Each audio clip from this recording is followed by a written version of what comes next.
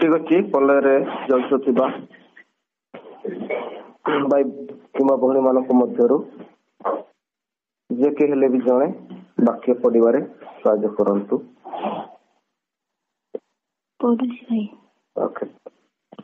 ତୁମେ ମାନେ ଯେପରି ମୋ ଠାରେ ଶାନ୍ତି ପ୍ରାପ୍ତ ହୁଅ, ଏଥି ନିମନ୍ତେ ମୁଁ ତୁମ ମାନଙ୍କୁ ଏହି ସବୁ ବିଷୟ କହୁଅଛି। ଜଗତରେ ତୁମ ମାନଙ୍କ ନିମନ୍ତେ କ୍ଲେଶ ଅଛି, କିନ୍ତୁ ସାହସ ଧର, ମୁଁ ଜଗତକୁ ଜୟ କରିଅଛି। ପ୍ରଭୁଙ୍କର ଗୌରବ ଏବଂ ମହିମା ହେଉ। ପ୍ରଭୁ ଯୀଶୁ ଖ୍ରୀଷ୍ଟ ତାଙ୍କର ଶିଷ୍ୟ ମାନଙ୍କୁ କହୁଛନ୍ତି, ତୁମେ ମାନେ ଯେପରି ମୋଠାରେ ଶାନ୍ତି ପ୍ରାପ୍ତ ହୁଅ, ଏଥି ନିମନ୍ତେ ମୁଁ ତୁମମାନଙ୍କୁ ଏହି ସବୁ ବିଷୟ କହିଅଛି। ତୁମେମାନେ ଯେପରି ମୋଠାରେ ଶାନ୍ତି ପ୍ରାପ୍ତ ହୁଅ। ମୋର ଶାନ୍ତି ଯେମିତି ତୁମମାନଙ୍କ ଠାରେ ପ୍ରାପ୍ତ ହେବ, ଏଥି ନିମନ୍ତେ ମୁଁ ତୁମମାନଙ୍କୁ ଏହି ସବୁ ବିଷୟ କହିଅଛି। ଜଗତରେ ତୁମମାନେ ତୁମମାନଙ୍କ ନିମନ୍ତେ କ୍ଲେଶ ଅଛି, କିନ୍ତୁ ସାହସ ଧର, ମୁଁ ଜଗତକୁ ଜୟ କରିଅଛି। ଜଗତରେ କଣ ଅଛି କହୁଛି? କ୍ଲେଶ। କ୍ଲେଶ କହିଲେ ଆମର ସଦା ସିଧା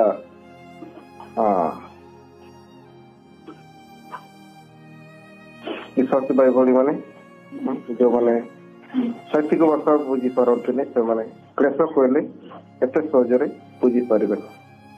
କ୍ଲେଶ କହିଲେ ଦୁଃଖ, କଷ୍ଟ, এই ବିଷୟ ରହିଛି ଆଉ এই ବିଷୟକୁ ବୁଝାଏ। ତ ପ୍ରଭୁ ଯୀଶୁ ତାଙ୍କର ଶିଷ୍ୟ ମାନଙ୍କୁ କହିଲେ, ଯେମିତି ସେମାନେ ଦୁଃଖ, କଷ୍ଟ, ଅସୁବିଧା, ତାଡ଼ନା ଆସିଲେ ଯେମିତି ତିଷ୍ଠିକି ରହିପାରିବେ। ଏଣୁକରି ଆଗତୁରା ସେମାନଙ୍କୁ କହନ୍ତି, ଜଗତରେ ତୁମମାନଙ୍କ ନିମନ୍ତେ କ୍ଲେଶ ଅଛି। ଜଗତ କହିଲେ ଏଇ ସଂସାର ବା ଏଇ ପୃଥିବୀରେ ଆମମାନଙ୍କ ପାଇଁ ଦୁଃଖ, କଷ୍ଟ ଅଛି। ପ୍ରଭୁ ଯୀଶୁଙ୍କ ଠାରେ ଆମେ ବିଶ୍ୱାସ କଲୁ ବୋଲି ସମସ୍ତ ଦୁଃଖ, ସମସ୍ତ ଅସୁବିଧା ଦୂର ହେଇଗଲା ନାଇଁ। ସମସ୍ତ କଷ୍ଟ, ସମସ୍ତ ପ୍ରକାର ସମସ୍ୟା ଦୂର ହେଇନି, ଆଉ ଦୂର ହେବ ନାହିଁ ହେଲା। ପ୍ରଭୁ ଯୀଶୁ ତାଙ୍କ ଯେତେବେଳେ ଏ ପୃଥିବୀରେ ସେ ପ୍ରଚାର କରୁଥିଲେ, ଆଉ ସେ ଅନେକ ଅଦ୍ଭୁତ କାର୍ଯ୍ୟ କରିଥିଲେ, ଆଉ ସେ ରୋଗୀମାନଙ୍କୁ ସୁସ୍ଥ କରିଦେଉଥିଲେ, ମୃତମାନଙ୍କୁ ଜୀବିତ କରିଦେଉଥିଲେ, ଆଉ ଅନ୍ଧମାନଙ୍କୁ ଦେଖିବା ପାଇଁ ଚକ୍ଷୁ ଉନ୍ମୋକ୍ତ ହେଇଯାଉଥିଲା, ଆଉ ଯୋଉମାନେ ବଧିର, ଯୋଉମାନେ ଶୁଣି ପାରୁନାହାନ୍ତି ସେମାନେ ମଧ୍ୟ ଶୁଣିପାରିଲେ, ମୁଖବନ୍ଧ ମାନେ ଯୋଉମାନେ କଥା କହିପାରୁନଥିଲେ ସେମାନେ ମଧ୍ୟ କହିଲେ। ପ୍ରଭୁ ସେମାନଙ୍କୁ ସେପରି ଶକ୍ତି ଦେଲେ। ଆଉ ଆମେ ଦେଖୁ 5,000 ଲୋକଙ୍କୁ ମଧ୍ୟ ସେ 2ଟି ମାଛ ଆଉ 5ଟି ରୋଟି ଖୁଆଇକି ପରିତୃପ୍ତ ହେଇ ଆହୁରି କେତେ ଟକେଇ ବଳକା ରହିଛି? 12। ସେହିପରି ସବୁ ବିଷୟ ସେ କରିପାରନ୍ତି ହେଲା, ଆଉ କରୁଥିଲେ, ଆଉ ବର୍ତ୍ତମାନ ମଧ୍ୟ ସେ କରିପାରନ୍ତି। ଆମମାନଙ୍କର ସବୁ କଷ୍ଟ ଦୁଃଖ ମଧ୍ୟ ସେ ଦୂର କରିଦେଇ ପାରନ୍ତି। ପାରିବେ କି ନାହିଁ?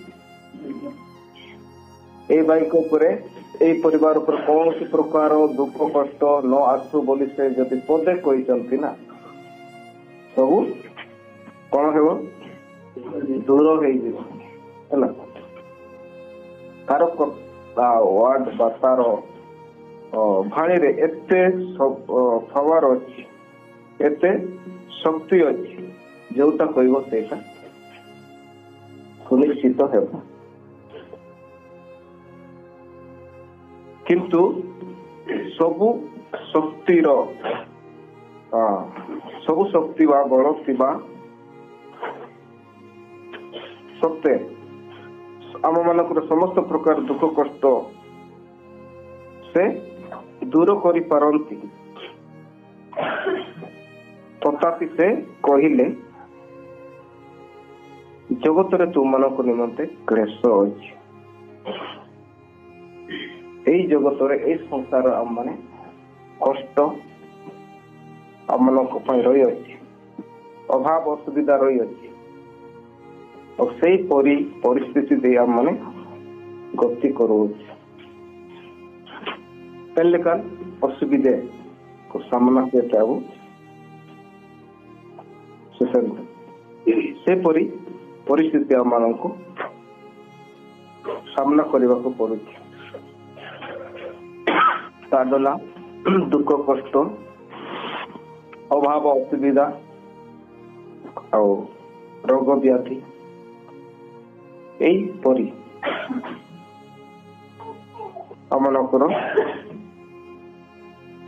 जीवन रे रही अछि ना। जो मैंने विश्वास करते से माने कौन रोग होना, ज्वर होना, असुविधा ताको करे नहीं।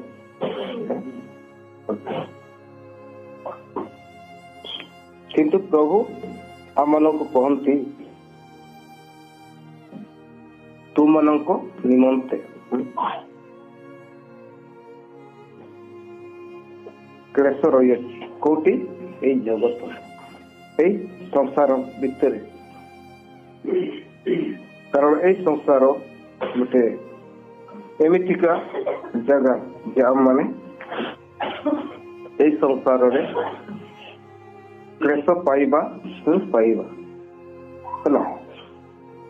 यीशु ख्रीस्ट निजे दुख कष्ट उठे आम को से दुख कष्ट उठे अपना क्रूस बहन करके मो पछरे आसंतु बोली कहते प्रभु जी नहीं। जी मो पछरे आसवा को इच्छा करे ताहले से अपना क्रूस बहन कर आसंतु। क्रूस कहले आमनकर दुख कष्ट ताड़ना हरेक प्रकार असुविधा अभाव विभिन्न प्रकार रोग व्याधि यही सबू को बुझाए। आम माने यही सबू आम जीवन रे आम को थे थाई आम माने अनुसरण करवा पछरे आमे चलवा आज्ञा से आमे रहिबा मानिबा।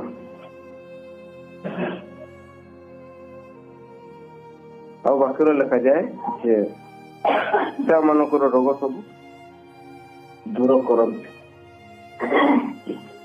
सबू किसी करि पारती। मु जेमिति कहली किसी समय आगरू सबू किसी प्रभु करि पारती, किंतु ए जगत को क्लेश दे दुख कष्ट दे गति करने को चलने को पड़े। ख्रीष्ट जीवन आरामदायक जीवन नुहे कि विलासपूर्ण जीवन नुहे है, संघर्षमय जीवन अटे आ दुख कष्ट रे भरा परिपूर्ण जीवन अटे, सत अटे। ଯୀଶୁଙ୍କ ଅନୁଗାମୀ ହେବା ଏତେ ସହଜ ନୁହେଁ। ଅନେକ କଷ୍ଟ ଦେଇ ଆମମାନେ ଗତି କରିବାକୁ ପଡେ। ଯୀଶୁକୁ ଆମେ ବିଶ୍ୱାସ କରିବା, ଯଦି ଆମେ ବିଶ୍ୱାସ କଲୁ ତାହେଲେ ଆମମାନଙ୍କୁ ତାଡ଼ନା ଆରମ୍ଭ ହେଲା। ଆଉ କେତେ ସମାଜ ବାସନ୍ଦ ଆମମାନଙ୍କୁ କରନ୍ତି। ଆଉ ଏଇ ସବୁ ଆମମାନଙ୍କ ପାଇଁ ରହିଅଛି। ଆଉ ସମସ୍ତ ପ୍ରକାର ଅସୁବିଧା ଦେଇ ଆମେ ମାନେ ଗତି କରୁଅଛୁ। ପ୍ରଭୁ ଆମମାନଙ୍କ ପ୍ରାର୍ଥନା ଶୁଣନ୍ତି ଆଉ ଅସୁବିଧା ମଧ୍ୟ ଦୂର କରନ୍ତି। ଆଉ ତାଙ୍କ ବାକ୍ୟରେ ମଧ୍ୟ ସେ କହିଅଛନ୍ତି, ସଂକଟ ସମୟରେ ବା ଦୁଃଖ ସମୟରେ ଆମକୁ ଡାକ, ଆମେ ସାହାଯ୍ୟ କରିବା। ପ୍ରଭୁ ଆମମାନଙ୍କୁ ସାହାଯ୍ୟ ମଧ୍ୟ କରନ୍ତି, କିନ୍ତୁ ପୁରାପୁରି ମୋ ଜୀବନ କଷ୍ଟ ହଟିଯାଉ, ମୋ ଜୀବନ ମୋ ଶରୀରରୁ ମୋ ରୋଗ ପୀଡ଼ା ସବୁ ଦୂର ହେଇଯାଉ, ସେମିତି ଏବଂ ବଡ଼ ରୋଗ ହଉ ଛୋଟ ରୋଗ ହଉ, ସେଟା ମୁଣ୍ଡ ବଥା, ପେଟ ବଥା, ଅଣ୍ଟା ବଥା, ଛାତି ବଥା, ଏସବୁ ରହୁଛି ନା ରହୁଛି। ଏସବୁ ଅଳ୍ପ ଅଳ୍ପ ଟିକେ ଟିକେ ଝର ବ୍ୟଥା ଗୁଡାକ, ଆଉ ଏଟା ବହୁତ କମ। ଏଇ କଷ୍ଟ ଗୁଡାକ ଏତେ ଆମମାନଙ୍କ ଜୀବନରେ, ଆମମାନଙ୍କ ଶରୀରରେ ଏତେ ପ୍ରେସର ବା ଏତେ ଓଜନ ବିଷୟ ନୁହେଁ। ଆଉ ଅନେକ ବିଶ୍ୱାସୀ ଭାଇ ଭଉଣୀ ମାନେ ବର୍ଷ ବର୍ଷ ଧରି ରୋଗରେ ପୀଡ଼ିତ ଅଛନ୍ତି, ଆଉ ସମସ୍ୟା ଦେଇ ଗତି କରୁଛନ୍ତି, ତାଡ଼ନା ଦେଇ ଗତି କରୁଛନ୍ତି, ବହୁତ କଷ୍ଟ ସହ୍ୟ କରି ସେମାନେ ରହିଆସନ୍ତି। ତଥାପି ସେମାନେ ଈଶ୍ୱରଙ୍କୁ ତ୍ୟାଗ କରିନାହାନ୍ତି, ନିଜର ବିଶ୍ୱାସକୁ ସେମାନେ ତ୍ୟାଗ କରିନାହାନ୍ତି। କାରଣ ଆମମାନଙ୍କୁ ଏଇ ଜଗତରେ କ୍ଲେଶ ବା ଦୁଃଖ କଷ୍ଟ ଆମମାନଙ୍କ ପାଇଁ ରହିଅଛି, କିନ୍ତୁ ସାହସ ଧରକୁ କଣ ଧରିବା? ସାହସ ଧର, ସାହସ ବାନ୍ଧିବାର ଅଛି ହେଲା। ଟିକେ କଷ୍ଟ ଆସିଲେ, ଟିକେ ଅସୁବିଧା ଆସିଲେ, ଟିକେ ରୋଗ ଆସିଲେ, ଟିକେ ପେଟ ବଥା ହେଲେ, ଟିକେ ମୁଣ୍ଡ ବୁଲା ହେଲେ ଆମମାନେ ପୁରା ବିଚଳିତ ହେଇଯାଉ ନାଇଁ। 5-6 ଦିନ କି ସପ୍ତାହ ମାସେ ସେମିତି ଯଦି ଆମମାନଙ୍କ ଜୀବନରେ ହୁଏ, ତାହେଲେ ଆମମାନେ କଣ ହେଇଯାଉ? ପୁରା ବିଚଳିତ ହେଇଯାଉ, ଆଉ ଭରସାହୀନ ହେଇଯାଉ, ଆଉ ସାହସ କରା ହେଇଯାଉ, ପୁରା ନିରାଶ ହେଇଯାଉ। କିନ୍ତୁ ସାହସ ଧର ବୋଲି କହୁଛି, ମୁଁ ଜଗତକୁ ଜୟ କରିଅଛି। ସେ ଜିତି ଅଛନ୍ତି ହେଲା। ରୋଗ କିମ୍ବା କଷ୍ଟ, ଦୁଃଖ, ଅସୁବିଧା ଆମମାନଙ୍କୁ ଖ୍ରୀଷ୍ଟଙ୍କ ଠାରୁ ଅଲଗା କରିପାରିବେ ନାହିଁ। ଖ୍ରୀଷ୍ଟଙ୍କ ପ୍ରେମ ଠାରୁ ଆମମାନଙ୍କୁ ଅଲଗା କରିପାରିବେ। ରୋମିଓ ପୁସ୍ତକରେ ଲେଖାଯାଏ ହେଲା, 8 ଅଧ୍ୟାୟରେ ମାନେ ତାର 35 ପଦ ବୋଧେ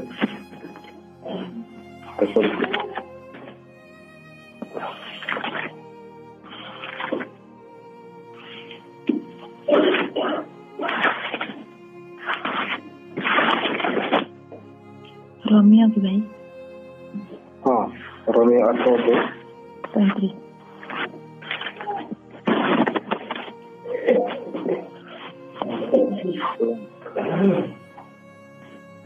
35 ପଦ। ଖ୍ରୀଷ୍ଟଙ୍କ ପ୍ରେମରୁ କିଏ ଆମମାନଙ୍କୁ ବିଚ୍ଛିନ୍ନ କରିବ?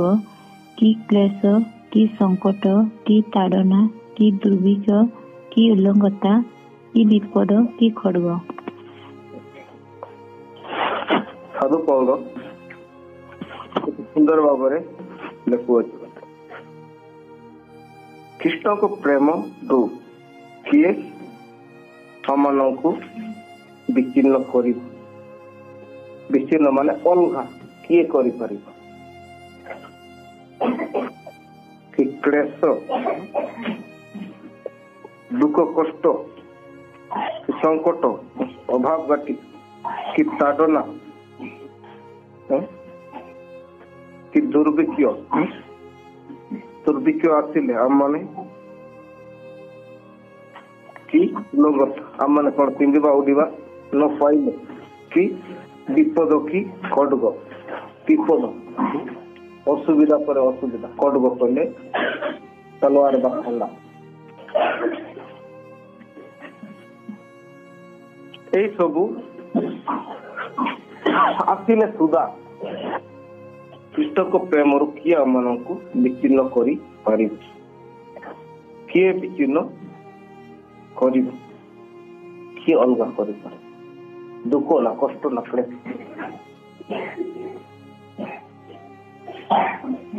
ତେଣୁକରି ଏଇ ସବୁ ବିଷୟ ଆମେ ମାନେ ଜାଣିବା ଦରକାର, ନହେଲେ ଟିକେ ଯାହା କିଛି ହେଲେ ଆମେ ମାନେ ଧୈର୍ଯ୍ୟ ହରା ହେଇଯିବା, ଆଉ ସାହସ ଧରି ପାରିବା ନାହିଁ, ଆଉ ଆମେ ପୁରା ବିଚଳିତ ହେଇଯିବ, ନିରାଶ ହେଇଯିବ। ତେଣୁକରି ପ୍ରିୟର ଭାଇ ଭଉଣୀ ମାନେ, ଆମେ ପ୍ରଭୁ ଯୀଶୁଙ୍କୁ ବିଶ୍ୱାସ କଲେ ମଧ୍ୟ ଆମମାନଙ୍କର ଅଭାବ, ଦୁଃଖ, କଷ୍ଟ, ରୋଗ, ପୀଡ଼ା ଥିବ ହେଲା। ଆମେ ଅନେକ ସମୟରେ ରୋଗ ବ୍ୟାଧି ସମୟରେ ଆମେ ପ୍ରାର୍ଥନା କରିଅଛୁ, ଆଉ ପ୍ରଭୁ ଆମମାନଙ୍କର ପ୍ରାର୍ଥନା ଶୁଣିଅଛନ୍ତି ଆଉ ସୁସ୍ଥତା ଦେଇଅଛନ୍ତି, କାରଣ ଆମର ପ୍ରଭୁ ଆରୋଗ୍ୟକାରୀ ପରମେଶ୍ୱର ଅଟନ୍ତି। ସେ ଆରୋଗ୍ୟ ଦେଇପାରନ୍ତି, ଆଉ ତାଙ୍କ ହସ୍ତରେ ସବୁ କିଛି ଅଛି। ଆମମାନଙ୍କୁ ସେ ସମସ୍ତ ପ୍ରକାର ବିପଦରୁ ଆମମାନଙ୍କୁ ରକ୍ଷା କରିପାରନ୍ତି। ତଥାପି ଆମମାନଙ୍କୁ ଏଇ ଜଗତରେ କିଛି ବର୍ଷ ପାଇଁ ଆମମାନଙ୍କୁ କ୍ଲେଶ ଦେଇ ଚାଲିବା ପାଇଁ, ଆଉ ତାଙ୍କୁ ବିଶ୍ୱାସ କରୁଥିବା କାରଣରୁ ଆମମାନେ ଏଇ ଜଗତରେ ସେଇ ଦୁଃଖ କଷ୍ଟ ସହ୍ୟ କରିବା ପାଇଁ ଆମମାନଙ୍କୁ କିଛି ବର୍ଷ ବା କିଛି ସମୟ, କିଛି ମାସ ଆମମାନଙ୍କୁ ଏଇ ଜୀବନ ସେବା ଯାଏ ସେ ସବୁ ଆମମାନଙ୍କ ଠାରେ ଲାଗିକି ରହିଥାଏ। ଏଇ ଜଗତରେ ତୁମମାନଙ୍କ ପାଇଁ କ୍ଲେଶ ଦୁଃଖ ଅଛି ବୋଲି ପ୍ରଭୁ ଯୀଶୁ ନିଜେ କହିଅଛନ୍ତି। ତେଣୁକରି ପ୍ରଭୁ ଯୀଶୁଙ୍କ ଠାରେ ମୁଁ ବିଶ୍ୱାସ କଲି ସମସ୍ତ ପ୍ରକାର ଅସୁବିଧା ଦୂର ହେଇଯିବ, ଆଉ ସମସ୍ତ ପ୍ରକାର ଶରୀର ରୋଗ ଦୂର ହେଇଯିବ, ସମସ୍ତ ପ୍ରକାର ମୋର ଅଭାବ ପୂର୍ଣ୍ଣ ହେଇଯିବ। ଏଇ ଧାରଣା, ଏଇ ଚିନ୍ତା କରୁଥିଲୁ। ଅଭାବ ଜୀବନରେ ଥିବ, ରୋଗ ବ୍ୟାଧି ବି ଥିବ, ହେଲା, କଷ୍ଟ ଥିବ, ଏଇ ସବୁ ଏଇ ଜଗତରେ ରହିଥିବ। ତେଣୁକରି ଆମମାନଙ୍କୁ ସେ ସମୟରେ ସାହସ ଧରିବାର, କଣ ଧରିବାର ଅଛି? ସାହସ। ଆଉ ଆଜିକାଲି ପ୍ରଭୁ ଯୀଶୁଙ୍କ ଠାରେ ବିଶ୍ୱାସ କଲେ ସମୟରେ କୌଣସି ପ୍ରକାର ଅଭାବ ଆସିବ ନାହିଁ, କୌଣସି ପ୍ରକାର ରୋଗ ହେବ ନାହିଁ, କୌଣସି ପ୍ରକାର ସଂକଟ ନାହିଁ, କୌଣସି ପ୍ରକାର କିଛି ହିଁ ଆସିବ ନାହିଁ। ଏଟା ଭୁଲ ଅଟେ। ସେହିପରି ଆପଣ ମାନେ ଶୁଣିକି ପ୍ରଭୁ ଯୀଶୁଙ୍କୁ ବିଶ୍ୱାସ କରିଥିବେ, ହେଲା, ତାପରେ ସଂକଟ ଦୁଃଖ ଆସିଲେ ରହିପାରିବେ ସେ ବିଶ୍ୱାସ? ରହିପାରିବ। ଆଗରେ ତ ଶୁଣିଥିବ ଯେ ପ୍ରଭୁ ଯୀଶୁଙ୍କ ଠାରେ ଆସିଲେ ସବୁ ରୋଗ ଦୂର ହେବ, ସବୁ ପ୍ରକାର ସମସ୍ୟା ଦୂର ହେବ। ଆସିଲା ପରେ ହେଲା, ହୁଏତ ସେ ତାଙ୍କର ବିଶ୍ୱାସ ଅନୁସାରେ ପ୍ରାର୍ଥନା କରିକି ଠିକ ହେଇଯାଏ, ଆଉ ପରେ ଆହୁରି ବି ତାର ବିଶ୍ୱାସ ଜୀବନରେ ଆଗକୁ ସେପରି କଷ୍ଟ ଦୁଃଖ ଦେଇ ଯଦି ସେ ଗତି କରୁଛି ଆଉ ସେ ସମୟରେ ସେଇ କଥା ମନେ ପକାଇବ କାହିଁ ଏଥର ମୋର ଜୀବନରେ ଏହିପରି କଷ୍ଟ ଦୁଃଖ ଲାଗିକି ରହିଯାଉଛି। ଆଉ ପ୍ରଭୁ ଯୀଶୁ ଉପରେ ବିଶ୍ୱାସ କରିବା ଦ୍ୱାରା ସମସ୍ତ ପ୍ରକାର ରୋଗ ଚାଲିଯିବ, କିନ୍ତୁ ଏଇଟା ଆହୁରି ମୋ ପଛରେ ଦୌଡେଇଛି ଆଉ ମୁଁ ଏଥିରୁ ସମ୍ପୂର୍ଣ୍ଣ ଭାବରେ ମୁକ୍ତ ହେଇପାରୁନି। ତେଣୁକରି ଧୀରେ ଧୀରେ ତାର ବିଶ୍ୱାସ କଣ ହେବ, ଦୁର୍ବଳ ହେବ। ଆଉ କ୍ଲେଶ ଦୁଃଖ କଷ୍ଟ ଆସିଲେ ସେ ଧୈର୍ଯ୍ୟ ହରା ହେଇଯିବ ଆଉ ସେ ସାହସ ଧରି ପାରିବ। ତେଣୁକରି ପ୍ରିୟ ଭାଇ ଭଉଣୀ ମାନେ, ଆମମାନଙ୍କୁ ସାହସ ଧରିବା ପାଇଁ ପ୍ରଭୁ ଯୀଶୁ ଖ୍ରୀଷ୍ଟ ନିଜେ କହନ୍ତି ଆଉ ପାଉଲ ମଧ୍ୟ କହନ୍ତି। ଆଉ ଗୋଟେ ବାକ୍ୟ ଆମେ ଦେଖିବା ପ୍ରେରିତ ତାର 14:22 ପ୍ରେରିତ 14:22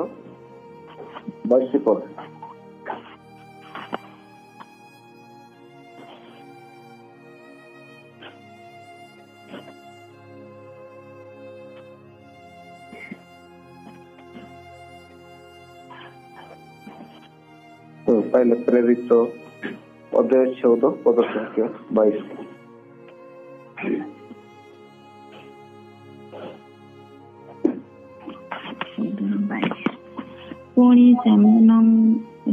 ପୁଣି ସେ ସ୍ଥାନ ମାନଙ୍କରେ ଶିଷ୍ୟ ମାନଙ୍କ ମନକୁ ସୁସ୍ଥିର କଲେ ଓ ବିଶ୍ୱାସରେ ଅଟଳ ରହିବା ପାଇଁ ସେମାନଙ୍କୁ ଉତ୍ସାହ ପ୍ରଦାନ କରି କହିଲେ, ଅନେକ କ୍ଲେଶ ମଧ୍ୟ ଦେଇ ଆମମାନଙ୍କୁ ଈଶ୍ୱରଙ୍କ ରାଜ୍ୟରେ ପ୍ରବେଶ କରିବାକୁ ହେବ। ପ୍ରଭୁଙ୍କର ଗୌରବ ଏବଂ ମହିମା ହେଉ। ଆଉ ଏଠି ଆମେ ପ୍ରେରିତ ପୁସ୍ତକରେ ମଧ୍ୟ ଦେଖିବାକୁ ପାଉଛୁ। ପୁଣି ସେ ସ୍ଥାନ ମାନଙ୍କରେ ଶିଷ୍ୟମାନଙ୍କ ମନକୁ ସୁସ୍ଥିର କଲେ ଓ ବିଶ୍ୱାସରେ ଅଟଳ ରହିବା ପାଇଁ ସେମାନଙ୍କୁ ଉତ୍ସାହ ପ୍ରଦାନ କରି କହିଲେ, ଅନେକ କ୍ଲେଶ ମଧ୍ୟ ଦେଇ ଆମମାନଙ୍କୁ ଈଶ୍ୱରଙ୍କ ରାଜ୍ୟରେ ପ୍ରବେଶ କରିବାକୁ ହେବ। ଈଶ୍ୱରଙ୍କ ରାଜ୍ୟରେ କେମିତି ପ୍ରବେଶ କରିବାକୁ ହେବ? ଅନେକ କ୍ଲେଶ ଦେଇ, ଅନେକ କଷ୍ଟ ଦେଇ ଆମମାନେ ଗତି କରି ଚାଲିକି ଆମମାନେ ସେହି ରାଜ୍ୟରେ ପହଞ୍ଚି ପାରିବୁ। ତାଙ୍କ ନାମରେ କେତେ, ପ୍ରଭୁ ଯୀଶୁଙ୍କ ନାମରେ କେତେ ତାଡ଼ନା ନିନ୍ଦା ଅପମାନ ଅଛି, କେତେ ଯେ ଆମମାନଙ୍କୁ କଷ୍ଟ ସହ୍ୟ କରିବାକୁ ପଡ଼ିବ। ତେଣୁକରି ଆମେ ଏଇଠି ଦେଖୁଛୁ, ପୁଣି ସେ ସ୍ଥାନ ମାନଙ୍କରେ ଶିଷ୍ୟମାନଙ୍କ ମନକୁ ସୁସ୍ଥିର କଲେ। ମାନେ ସ୍ଥିର ମନ, ମାନେ ଏପଟେ ସେପଟେ ଯେମିତି ସେମାନେ ତାଙ୍କର ଚିନ୍ତା ଆଉ ତାଙ୍କର ମନ ହଲଚଲ ନ ହେବ। ତେଣୁକରି ସେମାନଙ୍କର ମନକୁ ପୁରା ସୁସ୍ଥିର କରି ଓ ବିଶ୍ୱାସରେ ଅଟଳ ରହିବା ପାଇଁ, କୋଉଥିରେ ଅଟଳ ରହିବା ପାଇଁ? ବିଶ୍ୱାସରେ ଅଟଳ ରହିବା ପାଇଁ ସେମାନଙ୍କୁ ଉତ୍ସାହ ପ୍ରଦାନ କରି କହିଲେ, ଅନେକ କ୍ଲେଶ ମଧ୍ୟ ଦେଇ ଆମମାନଙ୍କୁ ଈଶ୍ୱରଙ୍କ ରାଜ୍ୟରେ ପ୍ରବେଶ କରିବାକୁ ହେବ। ଈଶ୍ୱରଙ୍କ ରାଜ୍ୟରେ ପ୍ରବେଶ କରିବାକୁ ହେଲେ ଆମମାନଙ୍କୁ ଅନେକ କ୍ଲେଶ ଦୁଃଖ କଷ୍ଟ ସହ୍ୟ କରିକି ହିଁ ଆମମାନେ ପହଞ୍ଚି ପାରିବୁ। ହାଲକା ଫଲକରେ ଆମେ ପାରି ଯାଇ ପାରିବାନି। ତେଣୁକରି ପ୍ରିୟର ଭାଇ ଭଉଣୀ ମାନେ, ଆମମାନଙ୍କ ଜୀବନରେ କଷ୍ଟ ଦୁଃଖ ଥିବ ଆଉ ପ୍ରଭୁ ସଦା ସର୍ବଦା ଆମ ମାନଙ୍କ ସଙ୍ଗରେ ଥାଆନ୍ତି ହେଲା। ଆଉ ଆମକୁ କେବେ ସେ ପରିତ୍ୟାଗ କରନ୍ତି ନାହିଁ। ସବୁ ପରିସ୍ଥିତିରେ ଥାଆନ୍ତି ପ୍ରଭୁ ଆମ ସହିତ, ସୁଖରେ ଦୁଃଖରେ ସବୁ ସମୟରେ ଥାଆନ୍ତି। କିନ୍ତୁ এই জগତରେ ଆମମାନଙ୍କୁ ଅଳ୍ପ ସମୟ ପାଇଁ ଏଇ କଷ୍ଟ ଦେଇ ଚାଲିବାକୁ ପଡିବ, ରହିବାକୁ ପଡିବ। କାରଣ ଏହି ଜଗତ ସେଇପରି ହିଁ ଜାଗା ଅଛି ହେଲା। ଆମମାନଙ୍କୁ ଏଇ ଜଗତ ଆମମାନଙ୍କୁ କ୍ଲେଶ ଦେବ, କଷ୍ଟ ଦେବ, ସବୁ ପ୍ରକାର ଆମମାନଙ୍କ ଜୀବନରେ ଘଟିବ ଅସୁବିଧା ସଂକଟ। ଦ୍ୱିତୀୟ ତିମୋଥୀ 3:12 ପଦକୁ ଟିକେ ଆସନ୍ତୁ। ଦ୍ୱିତୀୟ ତିମୋଥୀ 3:12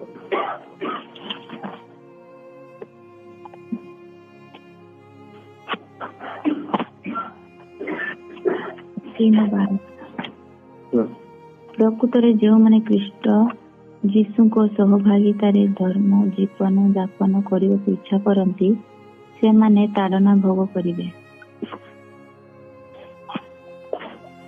କେମିତି ଲେଖାଯାଉଛି ଆଉ ଥରେ ପଢି ଦିଅନ୍ତୁ ଧୀରେ ଧୀରେ ଟିକେ।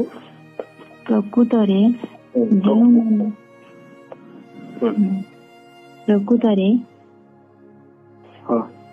ଯେଉଁମାନେ ଖ୍ରୀଷ୍ଟ ଯୀଶୁଙ୍କ ସହଭାଗିତାରେ ଧର୍ମ ଜୀବନ ଯାପନ କରିବାକୁ ଇଚ୍ଛା କରନ୍ତି ସେମାନେ ତାଡ଼ନା ଭୋଗ କରିବେ। ପ୍ରଭୁଙ୍କର ଗୌରବ ଏବଂ ମହିମା ହଉ। ଆମେ ତିମୋଥୀ ପତ୍ରରେ ଦେଖୁଅଛୁ ଦ୍ୱିତୀୟ ତିମୋଥୀ 3:12 ଲେଖାଯାଏ, ପ୍ରକୃତରେ ଯେଉଁମାନେ ଖ୍ରୀଷ୍ଟ ଯୀଶୁଙ୍କ ସହଭାଗିତାରେ ଧର୍ମ ଜୀବନ ଯାପନ କରିବାକୁ ଇଚ୍ଛା କରନ୍ତି ସେମାନେ ତାଡ଼ନା ଭୋଗ କରିବେ। କେଉଁମାନେ ତାଡ଼ନା ଭୋଗ କରିବେ? ଯେଉଁମାନେ କି ଖ୍ରୀଷ୍ଟ ଯୀଶୁଙ୍କ ସହଭାଗିତାରେ ଧର୍ମ ଜୀବନ ଯାପନ କରିବାକୁ ଇଚ୍ଛା କରନ୍ତି। ଧର୍ମ ଜୀବନ ଯାପନ ଅଧର୍ମ ଆଉ ଧର୍ମ এই দুইটা বিষয় রয়েছে নেই, ধর্ম অধর্ম। ধর্ম জীবন কইলে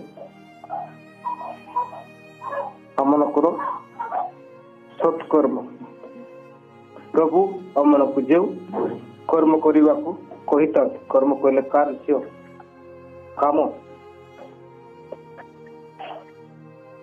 ଭଲ ଜୀବନ ଯାପନ କରିବା ପାଇଁ, ଭଲ କାର୍ଯ୍ୟ କରିବା ପାଇଁ ସେମାନେ କଣ ସେଇପରି ଯଦି ଯୋଉମାନେ ଇଚ୍ଛା କରନ୍ତି ଆଉ ସେଇପରି ଯୋଉମାନେ ଜୀବନ ଯାପନ କରନ୍ତି ସେମାନେ କଣ ପାଇବେ? ତାଡ଼ନା ପାଇବେ ହେଲା। ଅନେକ ମିଶନାରୀ ମାନେ ସେବା କରୁଅଛନ୍ତି ବା ସେବା କରୁଛନ୍ତି ଆଉ ଦୁଃଖୀ ଦରିଦ୍ର ମାନଙ୍କୁ ସାହାଯ୍ୟ କରୁଛନ୍ତି, ଅନାଥ ମାନଙ୍କୁ ଶିକ୍ଷିତ କରାଇକି ସେମାନଙ୍କୁ ଭଲ ମଣିଷ କରିବା ପାଇଁ ଆଉ ଈଶ୍ୱରଙ୍କର ପ୍ରେମ ସବୁ ସେମାନଙ୍କୁ ଦେଉଅଛନ୍ତି। ଆଉ ଏଇ ସବୁ ବିଷୟ ଭଲ ବିଷୟ କାର୍ଯ୍ୟ କରୁଥିବା ବ୍ୟକ୍ତି ମାନଙ୍କୁ ବା ସେ ମିଶନାରୀ ମାନଙ୍କୁ କେତେ ତାଡ଼ନା କରାଯାଉଛି, କେତେ ଆରୋପ ତାଙ୍କ ଉପରେ ଆରୋପ ଦିଆଯାଉଛି, ସେମାନଙ୍କୁ ଜେଲ ମଧ୍ୟ ପଠାଇ ଦିଆଯାଉଛି। ଆଉ ଆମେ ଦେଖିବୁ ଯେ ଆମ ଓଡ଼ିଶାରେ ସେ କୁଷ୍ଠ ରୋଗୀ ମାନଙ୍କୁ ସେବା କରୁଥିଲେ, ଯେଉଁମାନଙ୍କୁ କି ସମାଜ ପୁରା ଅଲଗା କରିଦେଇଥିଲା, ପରିବାରରୁ ସେମାନଙ୍କୁ ଅଲଗା କରିଦେଉଥିଲା, ସମାଜ ସରକାର ସେମାନଙ୍କୁ କିଛି ସହାୟତା କରୁନଥିଲେ। କିନ୍ତୁ ସେହିପରି ରୋଗୀମାନଙ୍କୁ, ସେହିପରି ପରିସ୍ଥିତିରେ, ସେହିପରି ଅସୁବିଧାରେ ଥିବା ବ୍ୟକ୍ତି ମାନଙ୍କୁ ଭଲ ମଣିଷ କରିବା ଆଉ ସେମାନଙ୍କୁ ସେବା କରିବା ଏହା ଗୋଟେ ବର୍ତ୍ତମାନ ପାଇଁ ଅପରାଧ ସାଜିଅଛି। ଆଉ ଯାହା ଫଳରେ ଏହିପରି ସତ୍କର୍ମ ଆଉ ଧର୍ମ ଜୀବନ ଯାପନ କରିବା ଦ୍ୱାରା এই ସବୁ କାର୍ଯ୍ୟ କରିବା ଦ୍ୱାରା ସେମାନଙ୍କୁ ହତ୍ୟା କରାଯାଉଛି।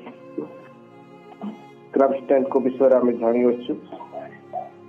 ତାଙ୍କୁ 2 ପୁତ୍ର ସହିତ ଝିଅନ୍ତା ଜାଳିଦେବ। ଅସ୍ୱୀକାର ଅନିଷ୍ଟ କରୁଥିଲେ କି ସେଇ କୁଷ୍ଠ ରୋଗୀମାନଙ୍କୁ ସେବା କରିବା ଦ୍ୱାରା। ତ ପ୍ରିୟର ଭାଇ ଭଉଣୀ ମାନେ, ଯେଉଁମାନେ ଧର୍ମ ଜୀବନ ଯାପନ କରିବା ପାଇଁ ଇଚ୍ଛା କରନ୍ତି ସେମାନେ କଣ ପାଇବେ? ତାଡ଼ନା ଭୋଗ କରିବେ। ତେଣୁକରି ପ୍ରିୟର ଭାଇ ଭଉଣୀ ମାନେ, ଆମମାନଙ୍କୁ ଏଇ ସଂସାରରେ ଏଇ ଦୁନିଆରେ ଭଲ କାମ କରିଲେ ବି ଆମମାନଙ୍କୁ ତାଡ଼ନା ରହିଅଛି। ଆମମାନଙ୍କ ପାଇଁ କଷ୍ଟ, ନିନ୍ଦା, ଅପମାନ ରହିଅଛି। ଏସବୁ କିଛି ସମୟ ପାଇଁ ରହିଅଛି। ଆଉ ଏସବୁ ଦେଇକି ଆମମାନେ ଗତି କରିବାକୁ, କାରଣ ଆମମାନଙ୍କର ସୁଦେଶ ଅଟେ ସ୍ୱର୍ଗ। ଆମେ ସ୍ୱର୍ଗୀୟବାସୀ ଅଟୁ। ତେଣୁକରି ପ୍ରିୟର ଭାଇ ଭଉଣୀ ମାନେ, ଆମେ ସମସ୍ତ ପ୍ରକାର ଦୁଃଖ କଷ୍ଟ ସହ୍ୟ କରିବା ପାଇଁ ଆମେ ଭରସା ଧରିବା ଆଉ ସାହସ ବାନ୍ଧିବା।